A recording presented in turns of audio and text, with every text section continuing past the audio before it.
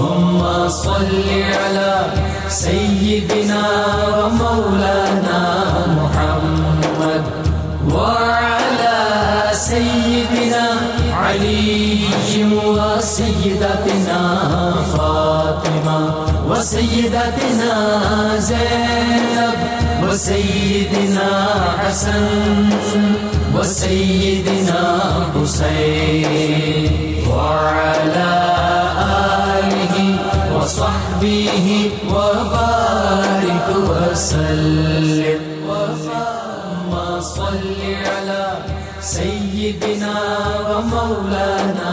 الحمدللہ رب العالمین والصلاة والسلام علی سید الانبیاء والمرسلین. اللہم صلی علی سیدنا و مولانا محمد وعلی آلہ واصحابہ وبارک وسلم وصلی علیہ.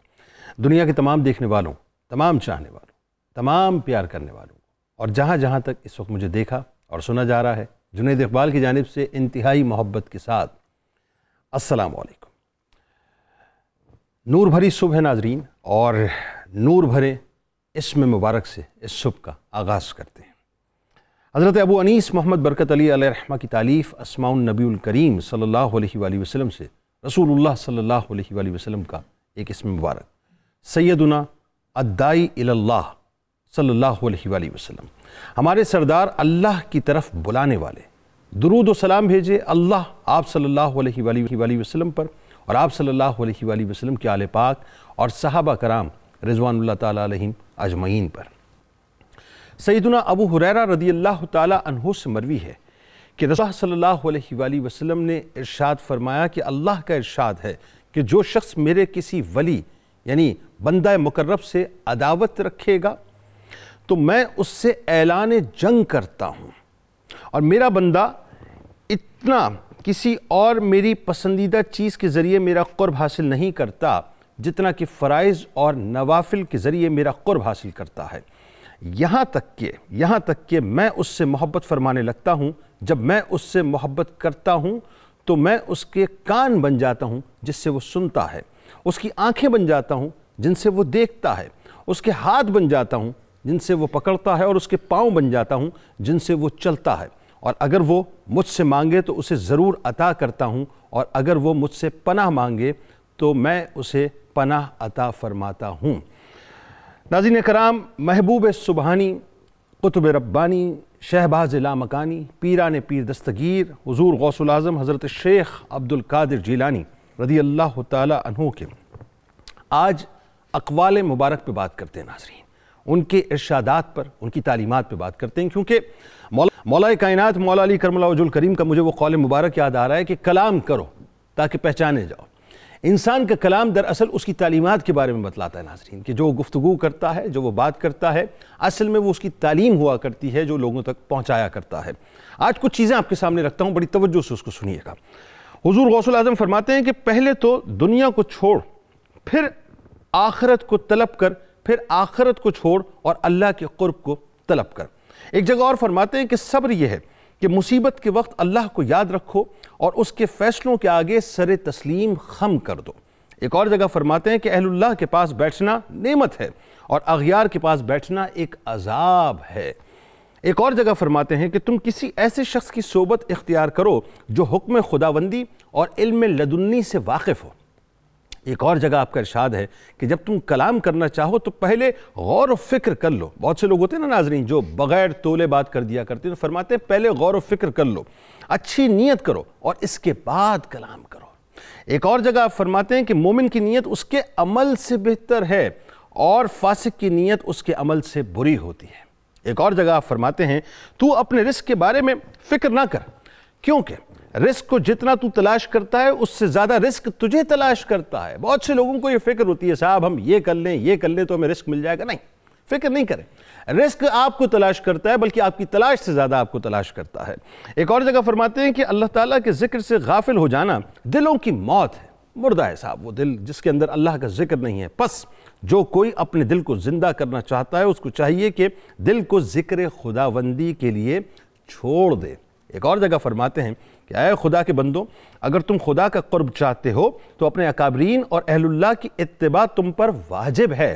پس وہی رہنما ہیں اور وہ کنجیاں ہیں انہی کے اتباع سے تم خدا کا قرب حاصل کر سکو گے۔ ایک اور جگہ فرماتے ہیں کہ مسافتوں کو لطافت کے ساتھ طے کرنے کو قرب کہتے ہیں۔ ایک اور جگہ فرماتے ہیں کہ اے اللہ کے بندوں، تم اولیاء کی صحبت اختیار کرو، کیونکہ جب کسی پہ وہ نگاہ کرتے ہیں اور توجہ ڈالتے ہیں تو ان کی زندگی کو عطا کر دیتے ہیں، اگرچہ وہ شخص جس پر نگاہ پڑے چاہے وہ یہودی ہو، نصرانی ہو یا مجوسی ہو یا کوئی بھی کیوں نہ ہو۔ اسی طرح سے ایک اور جگہ آپ فرماتے ہیں کہ جاہل لوگوں کی صحبت سے احتیاط کرو، کیونکہ ان کی صحبت سے دل سخت ہو جایا کرتے ہیں۔ جو جوہلا ہوتے ہیں نا ناظرین، ان کی محفل سے ہمیں اوائڈ کرنا چاہیے، علماء کی محفل میں بیٹھنا چاہیے، کیونکہ ان کی محفلیں بنیادی طور پہ دلوں کو زرخیز کر دیتی ہیں، نرم کر دیتی ہیں، اور جب وہ نرم ہو جاتے ہیں تو یقین مانیے اللہ تبارک و تعالیٰ کا قرب ان کو نصیب ہونا شروع ہو جاتا ہے۔ ایک اور جگہ فرماتے ہیں کہ موت کی تیاری کے حوالے سے فرماتے ہیں کہ موت کو ہر لمحے یاد رکھو اور نماز اس انداز سے پڑھو جیسا کہ یہ آپ کی زندگی کی آخری نماز ہو۔ کیا کمال بات ہے ناظرین، بس آخری جملے عرض کر رہا ہوں کہ ہم جب نماز ادا کرتے ہیں تو روا روی میں ادا کرتے ہیں کہ صاحب ہمیں ادا کرنی ہے۔ کمال تو یہ ہے کہ جب ہم اللہ اکبر کہیں تو یہ سوچ کر کہیں کہ آج بس زندگی میں آخری مرتبہ اللہ اکبر کہہ رہے ہیں۔ جس وقت اللہ کے حضور قیام کریں وہ قیام ایسا ہو کہ سوچ یہ ہونی چاہیے کہ آخری قیام ہے۔ جس وقت رکوع کریں تو اس انداز سے رکوع کریں کہ وہ زندگی کا آخری رکوع لگے، اور جس وقت سجدہ کریں یعنی پیشانی جس وقت اللہ کے حضور ہم جھکا دیں مکمل طور پہ کہ پروردگار تو ہی تو ہے، ہم کچھ نہیں ہیں، تو سوچ یہ ہونی چاہیے کہ یہ آخری سجدہ ہے، اس کے بعد سجدے کا موقع نہیں ملے گا۔ حضور غوث العظم دستگیر حضرت شیخ عبد القادر جیلانی رضی اللہ تعالیٰ عنہ کے ناظرین یہ ارشادات ایسے ہیں کہ اگر اس کو ہم سمجھ لیں تو یقین مانیے ہماری دنیا تو بنے گی، انشاءاللہ آخرت بھی بن جائے گی۔ آئیے اس پروگرام کا باقاعدہ آغاز کرتے ہیں، اور 3 شخصیات آج اس وقت ہمارے ساتھ موجود ہیں۔ پہلی شخصیت انتہائی شخصیت ہیں، روحانی شخصیت ہیں، آپ کے ہمارے ہم سب کے انتہائی قابل احترام ہیں، محترم جناب پیر قمر الشکور احمد صاحب۔ ان کے ساتھ ساتھ تشریف فرما ہیں، آپ علوم فقہ پر خصوصی مہارت رکھتے ہیں، معروف عالم دین ہیں، محترم جناب مفتی محمد سعید رضوی صاحب، اور ان کے ساتھ ساتھ تشریف فرما ہے، علم حدیث اور فقہ پر آپ کی خصوصی توجہ ہے، دسترس ہے، محترم جناب ڈاکٹر محمد یونس رضوی صاحب، اور آخر میں انشاءاللہ منقبض غوث اعظم رضی اللہ تعالی عنہ کے لیے حافظ محمد عثمان چشتی صاحب ہمارے ساتھ موجود ہوں گے۔ آپ تینوں کو خوش آمدید، السلام علیکم۔ مزاج گرامی، آپ سے پیر صاحب آغاز کرتے ہیں۔ پیران پیر دستگیر حضرت شیخ عبد القادر جیلانی رضی اللہ تعالیٰ عنہ کے ارشادات میں پوری کائنات ہمیں نظر آتی ہے۔ آپ کیسے دیکھتے ہیں ان کی تعلیمات کو؟ آپ کی ان کی تعلیمات بنیادی طور پہ ہمیں کس رخ پہ لے کے جا رہی ہوتی ہیں؟ بسم اللہ الرحمن الرحیم۔ قرآن حکیم میں سب سے زیادہ انسانی تربیت کے حوالہ سے جس چیز پر زور دیا گیا ہے وہ تزکیہ نفس ہے، اور اس سے ہی پھر آگے تمام عبادات اور تمام معاملات جو ہیں بہتری کی طرف مائل ہوتے ہیں۔ حضرت پیران پیر شیخ سید عبد القادر جیلانی رضی اللہ تعالیٰ عنہ کی تعلیمات میں بھی، آپ کے خود اپنے عمل میں بھی، اپنے کردار سے بھی یہ بات بہت زیادہ نمایاں نظر آتی ہے کہ آپ نے تحصیل علم کے ساتھ ساتھ عمل کے مدارج کو بھی طے کیا، اور اس کے بعد فارغ ہوتے ہی آپ تزکیہ نفس کی طرف مائل اور مشغول ہوئے، اور پھر مختلف جگہ پر عبادات جنگلوں میں ریاستیں کرتے رہے، اور ایک برج جہاں 11 سال تک قیام کر کے عبادت کی اس کا نام ہی آپ کی نسبت سے برج اجمی پڑ گیا۔ تو یہ تزکیہ نفس جو ہے یہ در حقیقت اسی لیے اپنے مالک اور معبود حقیقی کی معرفت کو پانے کے لیے ہے۔ آپ کی اسی دور کی ایک مثال جو ہے بہت اہم ہے جس سے ہم رہنمائی حاصل کر سکتے ہیں، جسے تمام شیوخ نے اور تذکرہ نگاروں نے بیان کیا کہ آپ کو ایک آواز آئی ان ایام میں کہ اے عبد القادر، میں تیرا رب ہوں، جو میں نے اوروں پر حرام کیا وہ تجھ پر حلال کیا، اور میں تجھے اجازت دیتا ہوں ان تمام باتوں کی جو میں نے باقی سب کے لیے منع کر رکھی تھی۔ تو میرا اتنا مقرب ہو گیا، تو آپ نے فوراً یہ خیال کیا کہ میں کتنا بھی بارگاہ رب العزت میں پسندیدہ ہو جاؤں، معاذ اللہ میں حضور سرور کون و مکان صلی اللہ علیہ وآلہ وسلم سے تو نہیں بڑھ سکتا۔ فوراً لا حول ولا قوت الا باللہ العلی العظیم کا ورد کیا، تو ویسے ہی بادل گرجنے کی آواز آئی، اور شیطان جو تھا ابلیس اس نے کہا کہ عبد القادر آج تجھے تیرے علم نے بچا لیا، وگرنہ میں نے یہاں بڑے بڑے لوگوں کو گمراہ کیا۔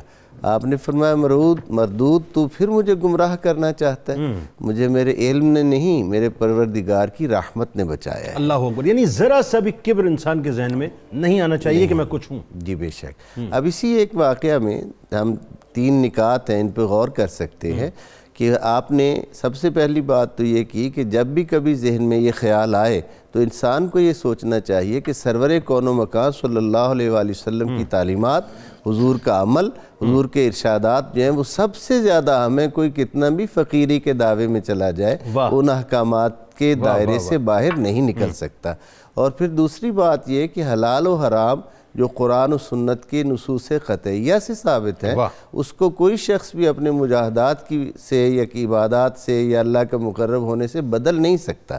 یہ تعلیمات کا بنیادی نقطہ ہے جو آپ نے اپنے مجاہدات کے زمانہ میں اپنی اس کیفیت کو پھر اپنے بعد میں جب آپ مسند ارشاد پر آئے تو آپ نے اپنے شاگردوں سے، اپنے مریدین سے اور تلامذہ سے ارشاد فرمایا، اور اس میں بھی یہی نصیحت کار فرما تھی کہ کبھی زندگی میں تمہیں یا میرے کسی چاہنے والے کو اگر یہ مرحلہ درپیش آئے تو یاد رکھنا کہ یہ ابلیسی خیال ہوگا، وسوسہ ہوگا، اس سے اپنے آپ دامن کو بچانا ہے۔ اللہ اور اس کے رسول صلی اللہ علیہ وآلہ وسلم کی تعلیمات اور ان کی اتباع آقا کائنات صلی اللہ علیہ وآلہ وسلم کی، اسی میں ہی نجات مثبت۔ بالکل ٹھیک۔ مفتی صاحب یہاں پہ ایک اور بات کہ تعلیمات غوث العظم میں ہمیں ایک بات نظر آتی ہے کہ تزکیہ نفس بہت نظر آتا ہے۔ آپ نے اصلاح احوال پہ بہت کام کیا، اور آپ کی ظاہر محافل میں، آپ کی مجالس میں، آپ کے خطبات کے دوران کئی جنازے اٹھ جایا کرتے تھے، لوگوں کی حالت غیر ہو جایا کرتی تھی۔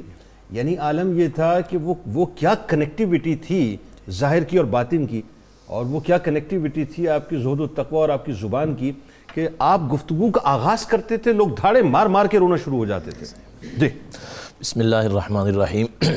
جیسا کہ قبلہ پیر صاحب نے بھی بات کی، اولیاء اللہ جتنے بھی رب العالمین خالق کائنات کے اس دنیا میں ہیں اور قیامت تک آئیں گے، ہر ولی ہی لیکن بالخصوص حضور غوث پاک رضی اللہ تعالی عنہ، آپ کی شخصیت کو اگر ہم غور سے دیکھیں، آپ کی تعلیمات، تو آپ ہمیں آقا کریم جان رحمت علیہ السلام کی سیرت مقدسہ کا عکس جمیل نظر آتے ہیں۔ جیسے رسول رحمت علیہ السلام نے اپنے غلاموں کی، صحابہ کبار علیہم الرضوان کی تربیت فرمائی، حضور غوث پاک رضی اللہ تعالیٰ عنہ بھی اسی نہج پر اپنے مریدین، اپنے تلامذہ اور اپنے ملنے والوں کی، عقیدت مندوں کی تربیت فرماتے ہیں۔ آپ نے جو اشارہ کیا کہ آپ کی مجلس میں لوگ آتے تھے، اصل میں یہ چیزیں تب ہوتی ہیں کہ جب حال اور قال ایک جیسا ہو۔ ٹھیک ہے، بالکل صحیح۔ یعنی آپ کی شخصیت میں یہ دونوں چیزیں ہیں کہ آپ جو قال فرماتے ہیں، جو گفتگو کرتے ہیں، اس میں اور آپ کے حال میں ذرا برابر بھی تضاد نہیں۔ بڑے بڑے علماء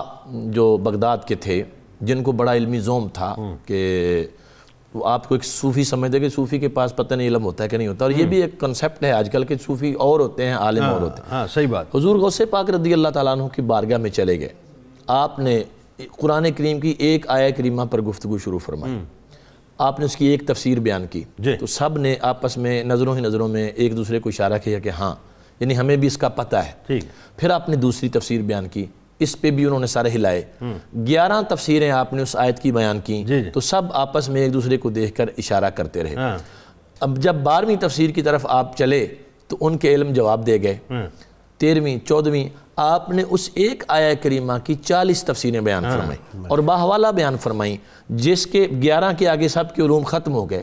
اب 40 تفسیریں بیان کرنے کے بعد آپ نے جو جملہ ارشاد فرمایا، آپ نے فرمایا اب ہم قال سے حال کی طرف منتقل ہوتے ہیں۔ ابن جوزی علیہ رحمہ سامنے تھے نا؟ جی بڑے بڑے اکیلے، اصل تو سوال انہی کا تھا نا؟ جی، تو اتنا ہی کہنا تھا کہ انہوں نے بھی اپنا خرقہ پھاڑ دیا، اور باقی جو لوگ تھے، جو مجلس پر جو کیفیت طاری ہوئی، وہ عام لوگوں کی سمجھ سے باہر ہے کہ ایسا کیا حضور غوث پاک نے فیضان کا سلسلہ جاری کیا کہ وہ ان کی عقل خرد جو تھی وہ جواب دے گئی۔ اچھا وہ بھی بتائیے نا لوگوں کو، وہ جو واقعہ ہے کہ حضور غوث العظم دستگیر کے جب صاحبزادے بیٹھے ممبر پہ، تو جو کیفیت حضور غوث العظم کو ابتدا میں سنتے ہی لوگوں کی ہو جایا کرتی تھی، بڑی کوشش کے بعد وہ کیفیت مجمع کی نہیں ہو رہی تھی۔ ہاں یہ بات، مطلب یہ اللہ رب العالمین خالق کائنات کے اولیاء کے خاص اوصاف ہوتے ہیں۔ اس کی سادہ سی مثال آپ یوں سمجھ لیں، اس واقعہ کے ساتھ اس کو جوڑ دیں کہ حضور غوث پاک تشریف لائے مسجد میں، تو آپ کے جو خادم ہیں وہ کہتے ہیں کہ لوگ مسجد میں تھے، کسی بندے نے توجہ ہی نہیں کی، کوئی ملا ہی نہیں آ کے، کسی نے اسلام نہیں لیا۔ میں بڑا حیران ہوا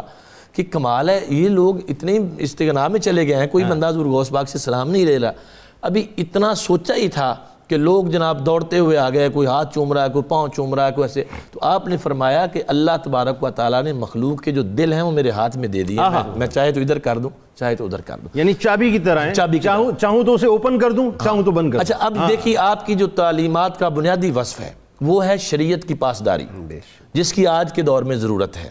پہلے بھی میں نے بات کی کہ شریعت اور طریقت یہ کوئی دو جدا چیزیں نہیں ہیں. ٹھیک ہے، بالکل صحیح. حضور غوث پاک رضی اللہ تعالیٰ عنہ فرماتے ہیں کہ شریعت جس حقیقت کی تصدیق نہیں کرتی نا، آپ بڑے کہتے ہیں جی معرفت اور حقیقت اور یہ جس کی شریعت تصدیق نہ کرے وہ زندیقیت ہے، وہ کوئی طریقت، وہ کوئی معرفت نہیں ہے. ٹھیک ہے. آپ فرماتے ہیں قرآن و سنت کے دونوں پروں کے ساتھ آپ اپنے رب کی بارگاہ میں پرواز کرو. واہ. کہ آپ کے ایک ہاتھ میں قرآن ہو، دوسرے ہاتھ میں مصطفیٰ کریم علیہ السلام کی سنت ہو، پھر آپ پرواز کرو.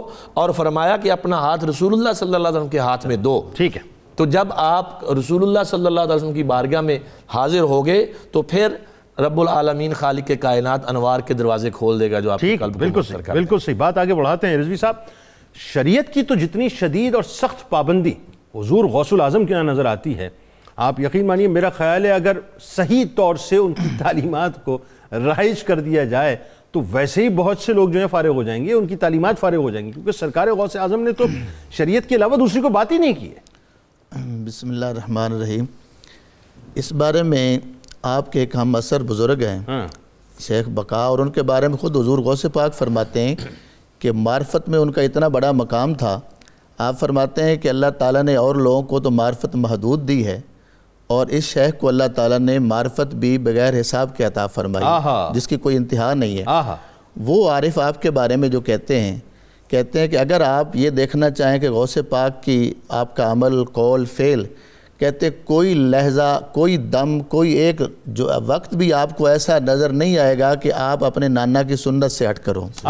یعنی ایک ایک کام آپ کا سنت مصطفیٰ کے بالکل عین مطابق ہے. مطلب عارف جو ہے بغیر اللہ کے عرفان کے، اللہ کے مزاج کے عرفان کے، بالکل کیسے عارف بن سکتا ہے؟ سوال تو ہو یہ ہی نہیں سکتا. اور جو وہ کہا جاتا ہے جن کی ہر ادا سنت مصطفیٰ، ایسے پیر طریقت پہ لاکھوں سلام، وہ آپ پہ بالکل صحیح ثابت ہوتا ہے اور بالکل درست ہے. اور سنت رسول صلی اللہ علیہ وسلم کے ساتھ اتنی آپ کی جو ہر حوالہ سے عملی طور پر جو صورت نظر آتی ہے اس سے کوئی انکار نہیں کر سکتا. اور یہ ایسا ایک آپ کا جو زندگی بھر کا معمول ہے. دیکھیے نا، رات عشاء کی نماز پڑھی ہے تو رات بھر 40 سال تک آپ عشاء کے وضو سے فجر کی نماز ادا کر رہے ہیں. اس سے بڑھ کر شریعت کی پابندی اور کیا کریں گے؟ کہ حالانکہ رات اب نوافل ہیں، اب سونے کی بھی اجازت ہے، لیکن آپ اتنے شریعت کے پابند اور تزکیہ نفس اور شریعت مطہرہ کو لوگوں تک عملی طور پر پہنچانے کے لیے ساری رات عبادت کر رہے ہیں. لیکن اس میں وضاحت بھی فرما دیجئے لوگوں کو نا کہ ساتھ ساتھ آپ نے شادیاں بھی کی، آپ کی اولادیں بھی ہیں. اولاد بھی ہے، اور آپ نے 4 شادیاں کی ہیں. جی. تو بہت زیادہ آپ کی کثرت کے ساتھ آپ کی اولاد موجود ہے. اولادیں بھی ہیں. یعنی آپ نے حقوق العباد کا بھی خیال رکھا ہے اور حقوق اللہ پر بھی آپ پوری طرح سے جو ہے وہ نظر آتے ہیں. اور اگر آپ کے جو دیکھیں آج تک جو شریعت مطہرہ کے پابندی حقوق العباد کے حوالہ سے، اس کی تو مثال ہی نہیں ملتی. جب آپ سے پوچھا جاتا ہے کہ جی آپ بتائیں کہ اللہ کی بارگاہ میں پہنچنے کا بہترین عمل کیا ہے، تو آپ نے کیا بتایا؟ فرمایا کہ اللہ کی مخلوق کی خدمت، ان کی محبت، یہ بہترین عمل ہے اللہ کے پاس جانے کا. اس لیے حقوق العباد میں تو آپ کہیں پیچھے نظر آتے ہی نہیں. اچھا، یہ تو مزاج غوث اعظم ہے نا کہ انتہا تک اللہ سے محبت کی اور انتہا تک اللہ کی مخلوق سے محبت کی. اس میں کوئی شک نہیں ہے. اور آج دیکھیے آپ ہزاروں لوگ آتے تھے آپ کی بارگاہ سے، روحانی فیض بھی لے رہے ہیں اور لنگر بھی آپ کا جاری ہوتا تھا. تو ہر طرح کی خدمت خلق بھی کر رہے ہیں. پیر صاحب بات آگے بڑھاتے ہیں. اس میں ایک سوال اور پیدا ہوتا ہے کہ یہ جو حضور غوث العظم دستگیر حضرت شیخ عبد القادر جیلانی رضی اللہ تعالیٰ عنہ کی تعلیمات ہیں، وہ نچوڑ ہیں سرکار مدینہ صلی اللہ علیہ وآلہ وسلم کی حیات طیبہ کا. سنت رسول سے ڈسٹریکٹ ہو کے سرکار نے کوئی بات نہیں فرمائی. ذرا اس بارے میں لوگوں کو بتائیے کہ تعلیمات تو اصل میں پرتاؤ ہے نا سرکار مدینہ صلی اللہ علیہ وسلم، اس کے علاوہ تو کچھ نہیں. جی بے شک. حضرت کی جتنی بھی تعلیمات ہیں، آپ کے ارشادات ہیں، سب سے زیادہ آپ کی تعلیمات میں جس نقطہ پر زور دیا جاتا ہے وہ جیسے آپ اشارہ دے رہے تھے، توحید باری تعالیٰ ہے. اور توحید باری تعالیٰ پر اس قدر آپ کی تصانیف میں فتوح الغیب دیکھ لیں، اس کو الفتح ربانی دیکھ لیں، اس کا مرکزی یعنی اس کا عنوان ہی توحید باری تعالیٰ ہے، اور اس میں ایسے ایسے آپ اشارے دیتے ہیں، لطیف اشارے، یعنی حضرت شیخ عبداللہ محدث دہلوی علیہ رحمت جیسی شخصیت فتوح الغیب کی شرح جو ہے وہ کرتے وقت اتنی عاجزی کا اظہار کرتی ہے کہ میں شیخ کے کلام کی شرح کیسے کروں، میری کیا مجال ہے، کہ وہ عارف باللہ ہے، ان کا کلام جو ہے وہ معرفت خداوندی سے لبریز ہے۔ یہ توحید، پہلی بات تو آپ کی تعلیمات میں توحید، اور توحید کے بعد جو دوسرا مرکزی نقطہ ہے وہ ہے حضور رسالت مآب صلی اللہ علیہ وآلہ وسلم کا کمال اتباع اور کمال سنت، اور یہی آپ کی عظمت کردار ہے جو آپ کو اپنے وقت کے مشائخ پر برتری جو ہے وہ عطا کرتی ہے۔ اچھا، آپ نے بنیادی طور پہ، میں جب حضور غوث الاعظم کو پڑھتا ہوں، ان کی زندگی کو پڑھتا ہوں، تو ایک بات مجھے نظر آتی ہے، وہ جو آپ نے فرمایا نا، ایک لفظ بڑا کمال ہے کہ وہ کمال اتباع جی اور کمال سنت کی پیروی۔ بے شک آپ نے ایکچولی جو یوں کہیے کہ کوئی سوال کرے نا کہ سرکار علیہ السلام کا عشق کیا ہے، تو آپ نے بنیادی طور پہ اس کو انٹرپریٹ کر دیا اپنے عمل اور اتباع سے کہ یہ ہے میرے سرکار کا عشق، کہ پیروی رسول صلی اللہ علیہ وآلہ وسلم ہونی چاہیے۔ اصل میں جو اس کی اور اس کی اگر اور گہرائی میں جائے نا تو اس کو یوں صوفیاء بیان کرتے ہیں کہ جب تک قربت روحی نصیب نہیں ہوتی اس وقت تک کمال اتباع نصیب نہیں ہوتی۔ واہ، قربت روحی قربت روحی جتنی بڑھتی جاتی ہے اتنا ہی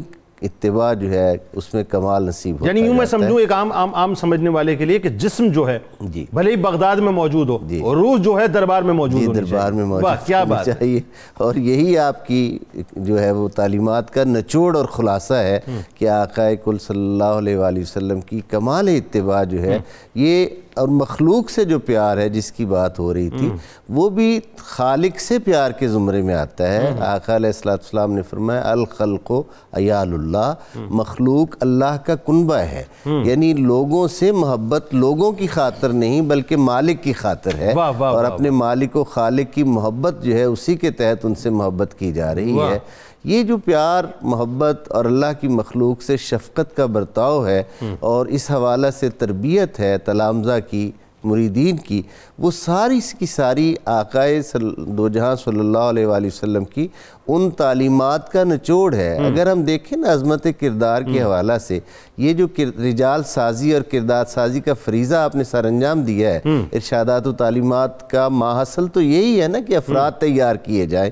یہ جو آپ نے فریضہ سر انجام دیا ہے، اس کو اگر ہم غور کے ساتھ دیکھیں تو آقائے دو جہاں صلی اللہ علیہ وآلہ وسلم نے کوہ صفا پر جو دعوت پہلی دی ہے، اس میں آقا نے کوئی معجزہ نہیں دکھایا، آقا نے اپنی عظمت کردار کو پیش کیا۔ صرف یہ بتایا جی میرا پاس ذہن میں ہے، میں جو کہوں گا یقین کرو گے۔ ہاں صحیح، بالکل ٹھیک۔ عظمت کردار کو پیش کیا ہے، اور وہ عظمت کردار جو ہے وہ رب تعالیٰ کی توحید کی سب سے بڑی دلیل تھی کہ اگر تم یہ مانتے ہو کہ میں سچ کہتا ہوں، میں صادق ہوں، تو پھر یہ مانو کہ جس رب کی میں خبر دے رہا ہوں وہی حقیقی پروردگار ہے۔ تو یہ وہ عظمت کردار ہے جس کا فیضان وہاں سے چلتا ہے، اور اس کو آگے لوگوں کے ذہنوں میں منتقل کرنا تعلیمات حضرت غوث اعظم ہیں۔ کیا بات جی، اس کو سمجھنے کی ضرورت ہے، اور اس تعلق کو مضبوط کرنے کی ضرورت ہے۔ بالکل ٹھیک ہے جی۔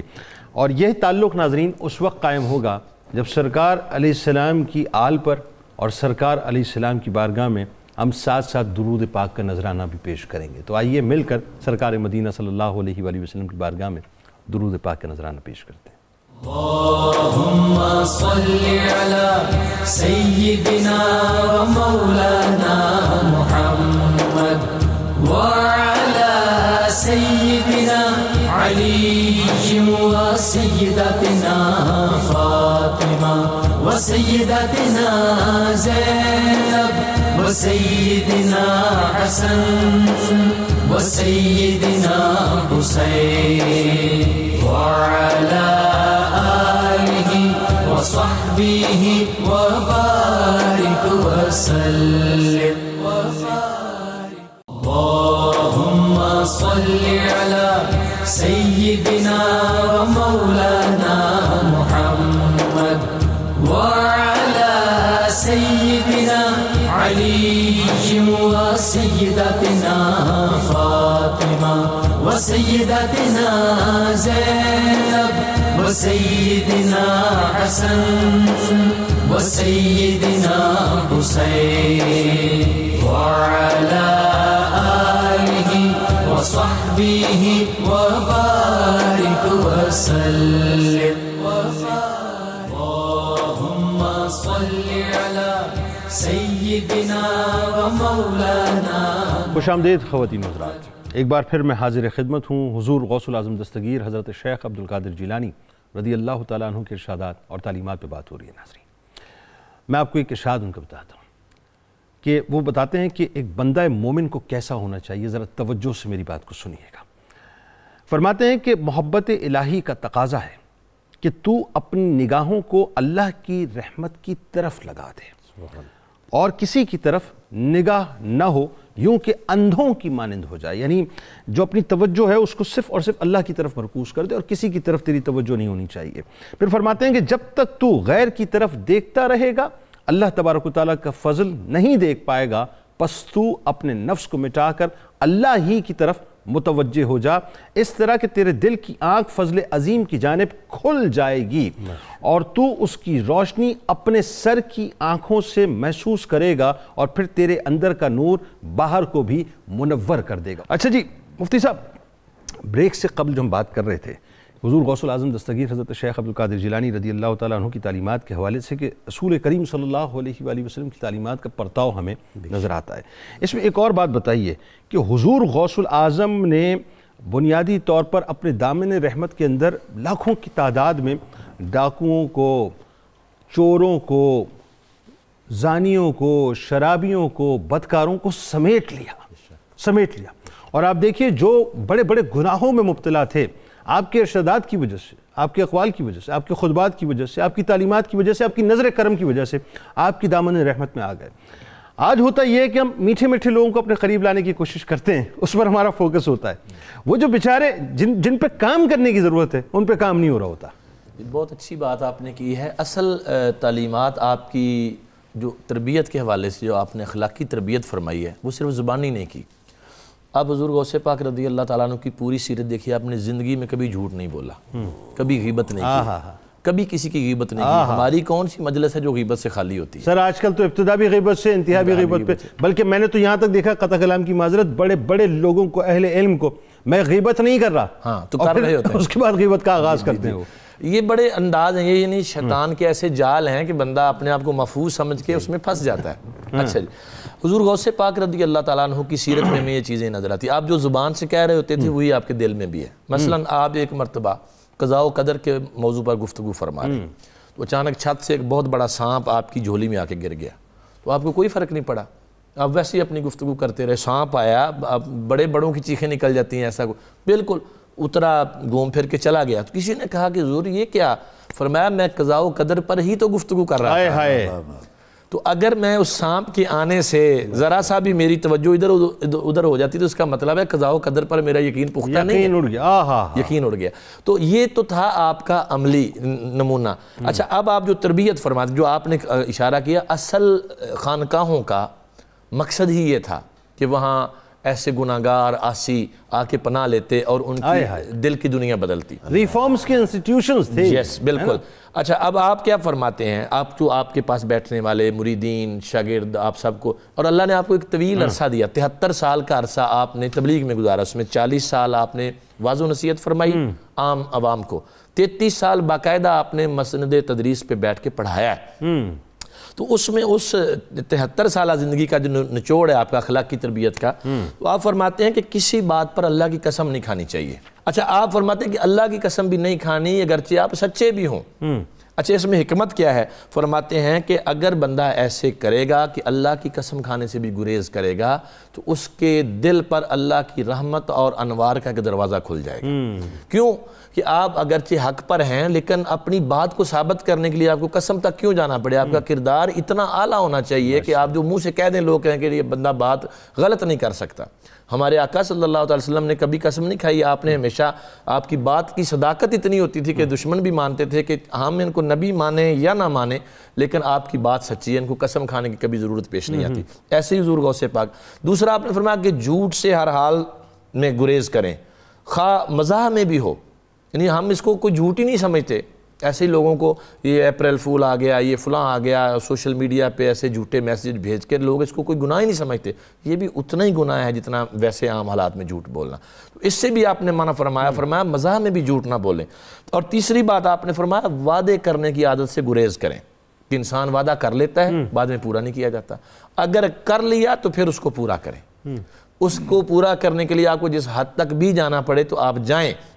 اس میں حضور غوث پاک کی سیرت دیکھیں، نبی کریم رحمت عالم صلی اللہ علیہ وسلم کی سیرت دیکھیں. آپ تو اپنا وعدہ نبھانے کے لیے 3 دن تک ایک جگہ پہ کھڑے بھی رہیں. تو یہ ہمارے لیے درس ہے کہ یعنی وعدہ اول تو کریں نہیں، اگر کر لیا ہے تو پھر اس کو ہر صورت نبھائیں. وہ جو منافقین کی 3 نشانیاں سرکار علیہ السلام نے بیان کی، اس میں 2 نشانیاں تو اس میں آ گئی نا، وعدے والی بات بھی آ گئی. بالکل تینوں چیزیں اس میں، یعنی کہ فرمایا کہ وہ جب بات کرے گا جھوٹ بولے گا، وعدہ کرے گا تو وعدہ خلافی کرے گا، امانت رکھواؤ گے تو خیانت، ہاں، اور جب جھگڑا ہوگا تو گالی گلوچ کرے گا. تو یہ ایک بندہ مومن کی صفات نہیں. حضور غوث پاک تربیت فرماتے کسی کا برا نہیں چاہنا. آپ کسی کا برا چاہیں گے تو ناانصافی کا رویہ رکھیں گے اس کے ساتھ، اس کے لیے دل میں کڑتے رہیں گے. تو اگر کوئی آپ کے ساتھ تھوڑی بہت زیادتی کر بھی جاتا ہے تو آپ پھر بھی قولن فعلن کسی بھی طریقے کے ساتھ اس کے ساتھ ایسا کچھ نہ کریں، جواب نہ دیں. اللہ آپ کو بلند مرتبے پر فائز کرے. یہ حضور غوث پاک رضی اللہ تعالیٰ عنہ تربیت کر رہے ہیں. اور پھر اگلی جو بات بڑی ضروری ہے آج کے دور میں، فرمایا جو اہل اسلام ہیں ان پر شرک کے فتوے نہ لگائیں. ان کو کافر ڈکلیئر نہ کریں. جو مسلمان ہے اس کو کافر ڈکلیئر نہ کریں، شرک کے فتوے نہ لگائیں. اب آج کے دور میں سارے غیر مسلم ہمیں مسلمان سمجھتے ہیں اور ہم ہیں کہ آپس میں ایک دوسرے کو کافر کہہ رہے ہیں. اچھا، اتنی بدنصیبی ہے یہ بات آپ جو فرما رہے ہیں، چونکہ بغداد میں اس وقت ماحول کچھ اس قسم کا ہی تھا کہ ظاہر ایک دوسرے پر لان تان ہو رہی تھی، شرک کے فتوے تھے، آپس میں گتم گتا تھے. اور آپ دیکھیے کہ وہ کتنی نگاہ غوث العظم پہ قربان جائی ہے. جو بات اس وقت آپ نے فرمائی، آج مینوان وہی جو آپ فرما رہے ہیں بات، کہ شرک اور کفر کی جو ہے فیکٹریاں ہم نے کھولی ہوئی ہیں، پروڈکشن روز ہو رہی ہوتی ہے اس کے اندر. اور بدقسمتی سے مطلب سمجھا یہ جاتا ہے کہ جب تک آپ یہ شرک کا فتویٰ نہیں دیں گے شاید آپ کی توحید مکمل نہیں ہے یا آپ کا اسلام مکمل نہیں ہے. ایسا نہیں ہے.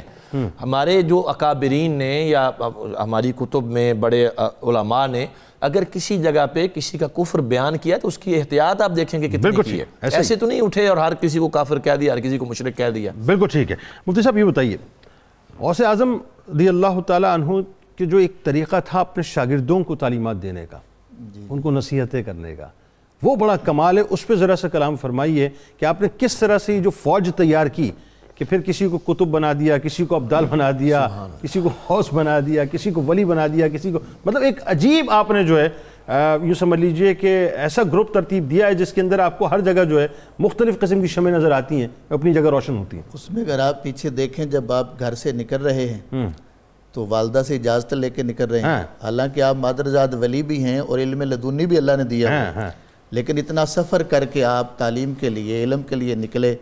اور پھر جس مشقت سے آپ نے علم حاصل کیا، اگر آپ کی وہ سیرت پڑھی جائے تو بندہ حیران رہتا ہے کہ اتنی مشکلات سے آپ گزر کر علم دین کے لیے اور علوم کے حصول کے لیے اتنی مشکلات آپ نے جھیلی.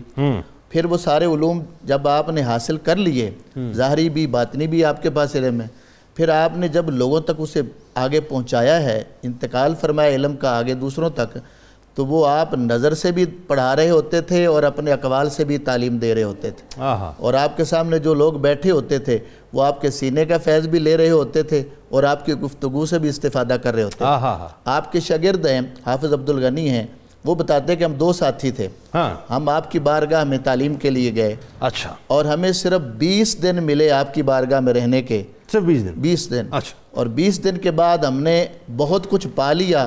آپ نے ہمیں اجازت بھی دی اور آپ نے ہمیں خلافت سے بھی نوازا، اور ہم سوچ رہے تھے کہ کاش ہمیں کچھ اور وقت مل جاتا کہ بارگاہ غوث پاک سے علم کے ایک سمندر جو ہے وہ بہائے جا رہے ہیں جس سے ہمیں کچھ حصہ ملا، اگر ہمیں زیادہ وقت ملتا تو ہم بہت کچھ پا سکتے.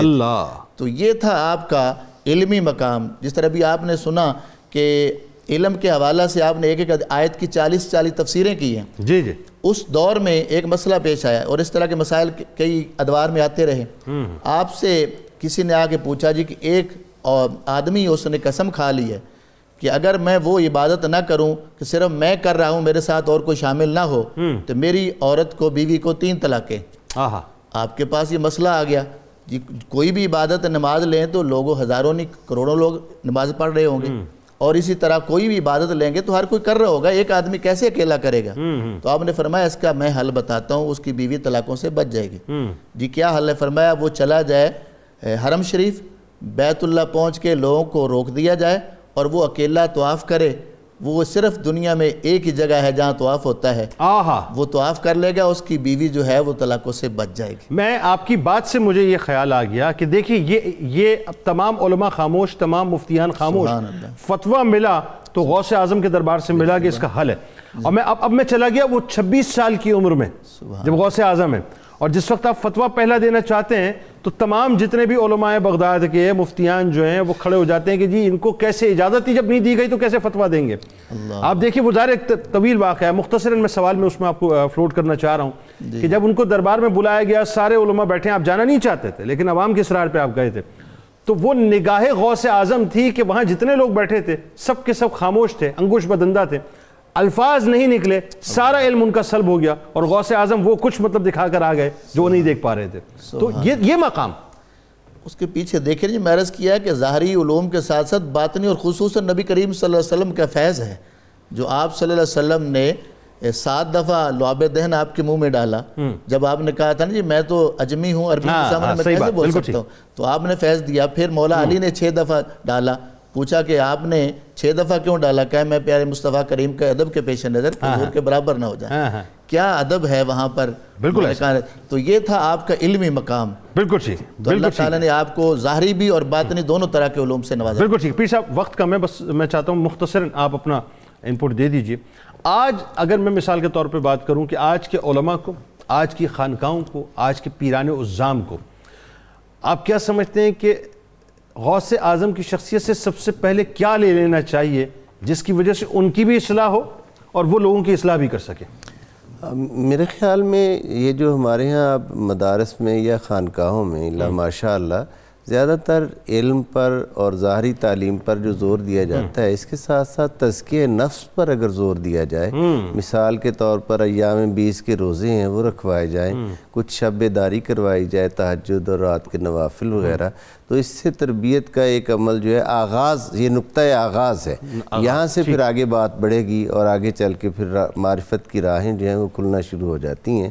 امیر المومنین حضرت مولا علی مرتضیٰ نے فرمایا جسے اپنے پروردگار کا قرب چاہیے وہ راتوں کو جاگے، یعنی راتوں کو جاگنے سے مراد یہ کہ وہ اللہ کی معرفت کے دریا جو بہہ رہے ہیں ان سے اپنا حصہ لے، تعلق باللہ مضبوط کرے، تعلق بالرسالت مضبوط کرے اور اپنے مشائخ اعظام کے ذریعہ سے وہ اکتساب فیض کرے جو نسبت کا اس سے فیض آ رہا ہے۔ آج کا یہ دور جس طرح مختلف مسائل جسمانی کے ساتھ ساتھ روحانی امراض کا بھی ایک بہت بڑا سیلاب ہے اس وقت آیا ہوا، تو ان تمام حالات میں اپنی قلبی وابستگی کو اللہ اور اس کے رسول صلی اللہ علیہ وآلہ وسلم اور کامل صالح جو مردان خدا ہیں ان سے وابستہ کرنا ہی نجات کا ذریعہ ہے، اس کے علاوہ تو کوئی نجات کا ذریعہ مجھے تو ایک بات سمجھ آتی ہے مفتی صاحب، اور میں حیران ہوں غوث اعظم نے جس انداز سے اصلاح احوال پہ کام کیا ہے، یعنی دیکھیں یہ جو روحانی امراض کی بات پیر صاحب فرما رہے ہیں، جھوٹ ہم بولتے ہیں، غیبت ہم کرتے ہیں، بہتان بازی ہم کرتے ہیں، چغلیاں ہم کرتے ہیں، رشوتیں ہم لیتے ہیں، ذخیرہ اندوزیاں ہم کر رہے ہیں، ملاوٹ ہم کر رہے ہیں، سارے حلال کاموں کو اپنے ہاتھوں سے حرام کر دیتے ہیں، اپنے لیے جو ہے باعث عذاب بنا دیتے ہیں۔ مجھے ایسا لگتا ہے کہ جیسے غوث اعظم آج کے دور میں تشریف فرما ہو کے ہمارا اصلاح احوال فرما رہے ہیں، جو باتیں آپ دیکھیں نا جتنے میں نے فرمودات شروع میں سنائے ہیں، بالکل ایسا لگتا ہے کہ پریکٹیکل ہیں سارے آج کے حوالے۔ جی کیا فرمائیں؟ بالکل آپ صحیح فرما رہے ہیں۔ حضور غوث پاک رضی اللہ تعالیٰ عنہ فرماتے ہیں کہ راہیں دو ہوتی ہیں انسان کے پاس، ایک عزیمت کی راہ اور ایک رخصت کی راہ۔ فرمایا مرد کو چاہیے کہ وہ عزیمت کی راہ پہ چلے، رخصت تو عورتوں کے لیے ہوتی ہے۔ اس کی آپ مثال دیکھیں آپ کی زندگی میں، آپ فرماتے ہیں مجھے مجاہدہ کرتے ہوئے طویل عرصہ گزر گیا، کھانا ہی نہیں کھایا، تو ایک مسجد میں گیا، بھوک بڑی شدت کی لگی ہوئی تھی، تو تھوڑا ہی وقت گزرا تو ایک بہت بڑا ٹرے کھانے کا وہ سجا کے کوئی لائے، پر کپڑا دیا ہو تو اشتہا انگیز خوشبوئیں اٹھ رہی تھیں، آپ دیکھیں بھوک بھی لگی ہو اور کھانا بھی ایسے آئے، تو سامنے رکھا، کہا کھائیے۔ جیسے ہی کپڑا ہٹایا تو وہ دیکھا کہ سونے کے برتنوں میں کھانا ہے، تو آپ نے فرمایا واپس لے جائیے، یہ میرے لیے یہ کھانا نہیں ہو سکتا، میرے آقا نے سونے کے برتن میں کھانے سے منع کیا۔ اب یہاں رخصت کی راہ بھی نکالی جا سکتی تھی کہ کھانا بھوک اور یہ ساری چیزیں شریعت اجازت بھی دیتی کہ آپ کھا لیں کوئی بات، لیکن آپ نے عزیمت کے راہ پہ چل کے بتایا کہ نہیں لے جائیے واپس. پھر تھوڑا وقت گزرا، پھر ایک اور آیا کھانے کے لیے، تو اس کو جب اٹھایا کپڑا تو وہ چاندی کے برتنوں میں تھا. فرمایا یہ بھی میرا کھانا نہیں ہے، اس کو لے جائیے. میرے آقا نے چاندی کے برتن میں کھانے سے بھی منع فرمایا. وہ بھی چلے گئے، یعنی سنت نبوی کی ہاں وہ نہیں چھوڑی، اس حالت میں بھی نہیں چھوڑی. اور تیسری مرتبہ جب شخص آیا وہ کھانا لے کے مٹی کے برتن میں، اور ساتھ آواز آئی اے عبد القادر تجھے میری قسم ہے اب کھا لے. اس لیے اعلیٰ حضرت نے کہا تھا کہ قسمیں دے دے کے کھلاتا ہے پیارا اللہ تیرا چاہنے والا تیرا. یعنی منادی نے پکار کے کہا کہ اب کھا لے. اللہ کریم کی طرف سے آئی نا جی، وہ الہامی آواز تھی. اچھا آپ کیا فرماتے ہیں؟ تربیت کے حوالے سے بات چل رہی تھی. آپ فرماتے ہیں میں نے اللہ کے ہاں ساری نیکیوں کو الٹ پلٹ کے دیکھا ہے، کھانا کھلانے سے بڑی نیکی مجھے کوئی نہیں ملی. کسی کو کھانا کھلانے سے، بلکہ میرا خیال ہے قول مبارک بھی ہے نا کہ دنیا کا سارا خزانہ اور پیسے اگر میری دولت میرے پاس آ جائیں تو میں صرف ایک کام کروں گا کہ میں خلق خدا کو جو ہے کھلاؤں گا. اچھا اب دیکھیے آج کے دور میں بھی جو لوگ اللہ کی رضا کے لیے بغیر نام و نمود کے لوگوں کو کھانا کھلاتے ہیں، اللہ اپنے غیبی خزانوں سے ان کی مدد فرمائے. ایسا ہی کیونکہ قبلہ پیر صاحب نے وہ حدیث کے الفاظ پڑھے کہ مخلوق اللہ کا کنبہ ہے، تو جو اس کی مدد کر رہا ہے، اس کی خدمت کر رہا ہے، تو اللہ کتنا راضی ہوگا. بلکہ سرکار علیہ السلام کو میرے خیال ہے قول مبارک بھی، جس کا مفہوم یہ ہے کہ جب پوچھا گیا کہ سب سے بہترین اسلام کیا، تو فرمایا سلام کو عام کرنا اور بھوکوں کو کھانا کھلانا. تو حضور غوث پاک رضی اللہ تعالیٰ عنہ کی پوری سیرت کا آپ اگر نچوڑ نکالنا چاہیں سارا چند ایک لائن میں، تو آپ مخلوق خدا کی خدمت، یہ آپ اس کا سارا رزلٹ ہے. آپ بالکل ٹھیک. آخر میں رضوی صاحب آپ سے، اثر بات وہ کرتی ہے جس پہ میں خود عمل کروں، ٹھیک ہے نا. تعلیمات غوث اعظم میں ہمیں بدرجہ اولا یہ بات نظر آتی ہے کہ جو غوث اعظم کی شخصیت ہے، جو آپ کا کردار ہے، وہی ریفلیکشن آپ کے الفاظ کے اندر نظر آتا ہے. یعنی آپ کی ارشادات کہیں خدا نخواستہ متصادم نہیں ہے آپ کے کریکٹر سے، بلکہ آپ کا کریکٹر جو ہے وہ آپ کے ارشادات سے آگے نظر آتا ہے کہ آپ نے کوئی بات فرمائی تو آپ اس سے آگے نظر آتے ہیں. یہ جو اثر ہوتا ہے بات کرنے کا کہ آپ کسی سے کوئی بات کر رہے ہیں اور پھر آپ جب وہ کردار میں وہ چیز ڈھال کے دکھاتے ہیں لوگوں کو، تو اس کا امپیکٹ تو میرا خیال ہے کئی گنا زیادہ ہو جاتا ہے. دیکھیے قرآن پاک کا فرمان ہے یا ایھا الذین آمنوا لما تقولون ما لا تفعلون. وہ بات کیوں کرتے ہو؟ ایمان والو تو وہ بات کیوں کرتے ہو جو کرتے نہیں ہو. اور آپ نے پہلے کیا ہے پھر بتایا ہے. اور اگر آپ تاریخ کا مطالعہ کریں تو یہ مسلمہ چیز ہے. تو اس دور میں عقائد کی اصلاح کے لیے امام غزالی کا بہت بڑا کردار ہے، اور اعمال کی اصلاح کے لیے حضور غوث پاک کا بہت بڑا کردار ہے. سبحان اللہ. اس میں آپ کا اپنے اعمال جو تھے نا، صبح و شام آپ کا دن رات کا اپنا کردار، آپ کا اخلاق لوگوں کے ساتھ، اور پھر ایک جیسا، کوئی امیر ہے، کوئی غریب ہے، کوئی وہ حاکم ہے، کوئی محکوم ہے، کوئی چھوٹا ہے، بڑا ہے. تو آپ نے جس مسند پر بیٹھ کر یہ واعظ فرمایا، تبلیغ فرمائی اور اپنا عمل ظاہر کیا، اس کی مثالیں نہیں ملا کرتی ہیں. اس کا اثر تھا کہ آپ کا چونکہ قول فعل اس میں تضاد نہیں تھا، آپ جو کہتے تھے وہ کر رہے تھے. آپ کی تعلیم میں نظر آ رہا تھا کہ آپ مخلوق خدا کی خدمت بھی کر رہے ہیں، راتوں کو اللہ کے حضور کھڑے بھی ہو رہے ہیں، دن کو اس کی مخلوق کی خدمت کر رہے ہیں، علم بھی منتقل کر رہے ہیں، دین بھی، اور پھر دن ٹائم پڑھا بھی رہے ہیں، تدریس پر بھی بیٹھے، علم واعظ بھی ہو رہے ہیں، واعظ بھی ہو رہا ہے، عوام کو بھی نواز رہے ہیں، خواص کو بھی نواز رہے ہیں. آج پھر ہمیں اس خلوص کی ضرورت ہے. یقیناً آج کا مبلغ اگر آپ کے نقش قدم پر چل کر خلوص سے تبلیغ کرے گا تو آج بھی ہماری زبانوں میں اللہ کرے ایسا ہو جائے، اثر پیدا ہو سکتا ہے. اللہ کرے ایسا ہو جائے. آپ تینوں آپ کا بہت شکریہ، آپ تشریف لائے. آئیے ناظرین، جب سرکار مدینہ صلی اللہ علیہ وآلہ وسلم کی حال کی بات ہو رہی ہے تو پھر سرکار مدینہ صلی اللہ علیہ وآلہ وسلم پر مل کر درود پاک کا نذرانہ ان کی حال کے ساتھ بھیجتے ہیں.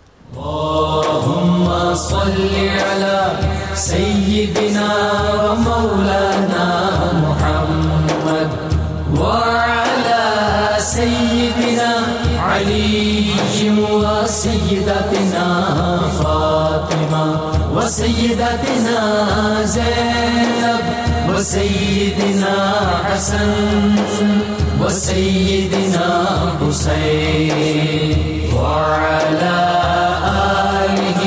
وصحبه وبارك وسلم اللهم صل على سيدنا ومولانا محمد وعلى سيدنا علي وسيدتنا فاطمة وسيدتنا زينب وسيدنا حسن وسيدنا حسين وعلى آله وصحبه وبارك وسلم اللهم صل على سيدنا ومولانا محمد.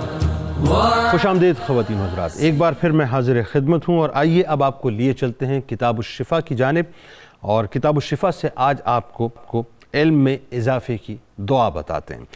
ناظرین کرام، روزانہ 21 بار اللہ تعالیٰ کا اسم گرامی یا علیم اول و آخر درود پاک کے ساتھ پڑھ کر پانی پہ دم کر کے پانی پئیں، انشاءاللہ علم میں اضافہ ہو جائے گا اور نافع علم انشاءاللہ آپ کو وصول ہوگا. حضور غوث الاعظم دستگیر حضرت شیخ عبدالقادر جیلانی رضی اللہ تعالی عنہ کا قول مبارک ہے کہ اپنے اعمال میں اخلاص پیدا کرو. کیا کرو؟ اپنے اعمال میں اخلاص پیدا کرو، کہ اخلاص کے بغیر کوئی بھی عمل فضول مشقت ہے. یہ آج کا پروگرام تھا. ناظرین، اگر آپ اس حوالے سے آرٹیکل پڑھنا چاہتے ہیں تو آپ 92 نیوز کے نیوز پیپر میں آرٹیکل کو پڑھ سکتے ہیں. ساتھ ساتھ اگر ابھی تک آپ نے ہمارے ٹویٹر اکاؤنٹ کو فالو نہیں کیا تو فالو کر لیجئے. اگر فیس بک پیج کو آپ نے لائک نہیں کیا اور فالو نہیں کیا تو کر لیجئے. اور اگر آپ نے ہمارا یوٹیوب چینل ابھی تک سبسکرائب نہیں کیا یا بیل آئیکن کو کلک نہیں کیا تو فوراً کر لیجئے، تاکہ نیو ویڈیوز آپ کو فوراً بر وقت ملتی رہیں. اور آخر میں جناب جاتے جاتے بس اتنی بات عرض کرنی ہے کہ یہ جو تعلیمات حضور غوث الاعظم ہے ناظرین، اگر اس کا آپ کرکس نکالیں نا، کہتے ہیں نچوڑ نکالیں، نچوڑ اس کی مرکزیت کیا ہے، تو وہ عشق مصطفیٰ صلی اللہ علیہ وآلہ وسلم ہے. یہ پروگرام، اس چینل کا مقصد، میرا مقصد، علماء کا مقصد، ہم سب کا مقصد یہ ہے صاحب کہ عشق مصطفیٰ صلی اللہ علیہ وآلہ وسلم کی شمع کو روشن کرتے رہیں، کیونکہ ہمارا ایمان ہے لا یؤمن احدکم حتی اکون احب الیہ من والدہ وولدہ والناس اجمعین. آئیے جناب مل کے نعرہ لگاتے ہیں. پاکستان کا نعرہ کیا؟ لا الہ الا اللہ محمد رسول اللہ صلی اللہ علیہ وآلہ وسلم. اس دعا، اس امید، اس یقین کے ساتھ اجازت دیں کہ اللہ تبارک و تعالیٰ آپ کا، ہمارا، ہم سب کا حامی و ناصر ہو. اللہ حافظ. جی حافظ صاحب. محشر میں مغفرت کی خبر غوث پاک ہیں، سب کچھ میرا ہے میرے، اگر غوث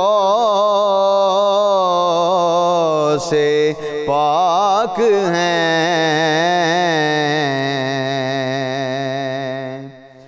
خیر الورا کی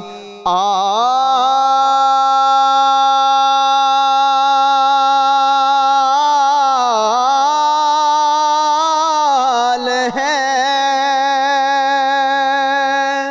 مولا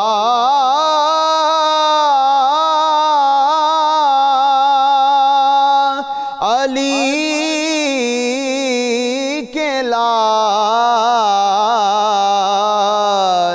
خیر الورا کی آل ہیں،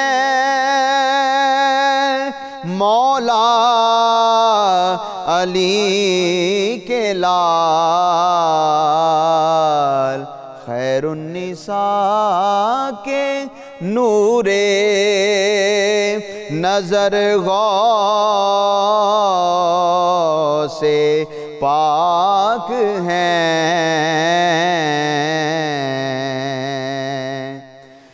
گردن پہ ہر ولی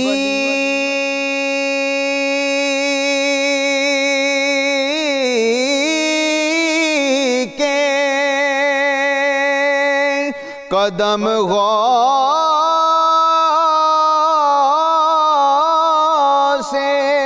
پاک کا، گردن پہ ہر ولی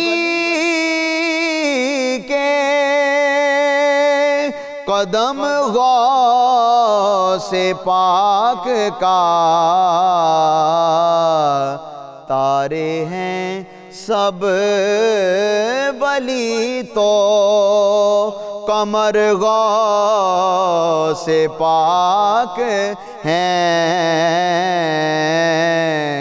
تارے ہیں سب ولی تو قمر غوث پاک ہیں کیا خوب ہے